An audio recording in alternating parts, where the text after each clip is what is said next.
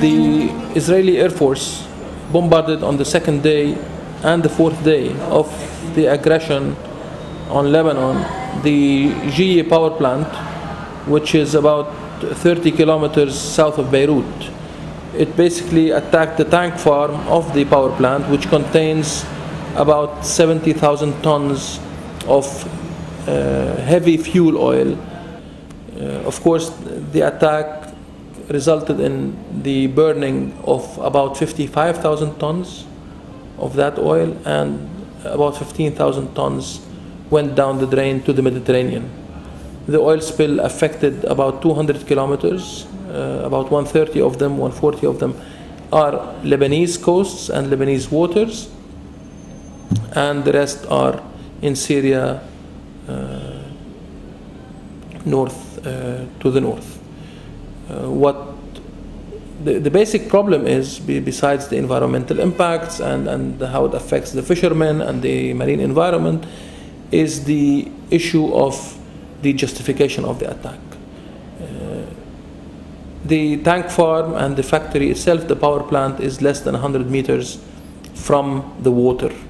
It has two protective walls, security, but the Israeli attacks also destroyed those walls. What's beyond the environmental problem, the environmental impacts of the 15,000 tons that went down the sea, and which we will talk about, there's an issue of justification. What makes Israel and its military strategists think that this oil tank farm and this power plant is a terrorist target?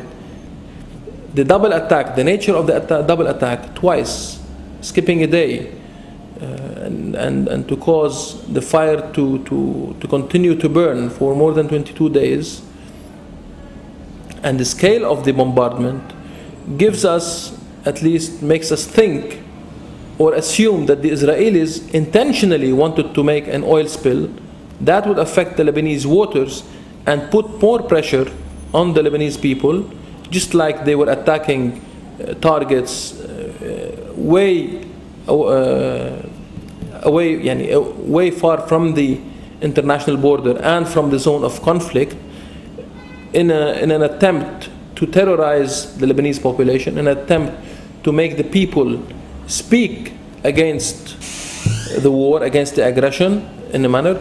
And this, I could see it as a way to put pressure on hundreds of thousands of people living on the coastal areas, in the coastal areas, through this pollution that is being caused.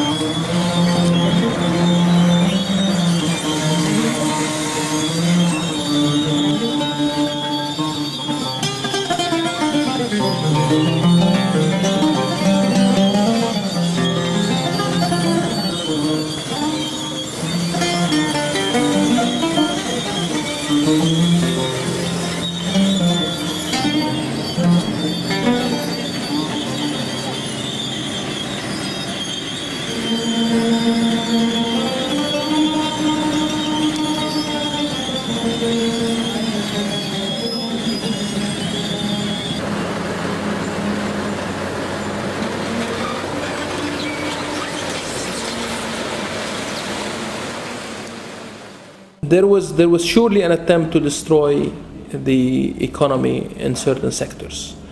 There was no reason to attack a milk farm, a milk producing factory and milk byproduct factory, which is namely Candia.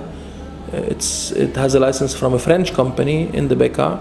They destroyed a factory in the south which provides plastic containers for the serum in hospitals. And of course they destroyed the tank farm at the airport, the kerosene tank farm, which also resulted in burning more than 60,000 tons of kerosene. Of course, as I said, there's an economic target beyond that. Of course, there are rumors that two of the factories were targeted because those factories had won bids, namely one in Iraq and one for the UNIFIL, the old UNIFIL, not the larger one, to provide byproducts or to provide their products to those two parties, one in Iraq and one to UNIFIL. And those factories, the bids were won against Israeli companies. So let's hope that this is not the case. Otherwise, we would see a new form of war in the future, in which if you cannot win a bid against a competitor or a rival company, you go there and bomb the company in order to win the bid.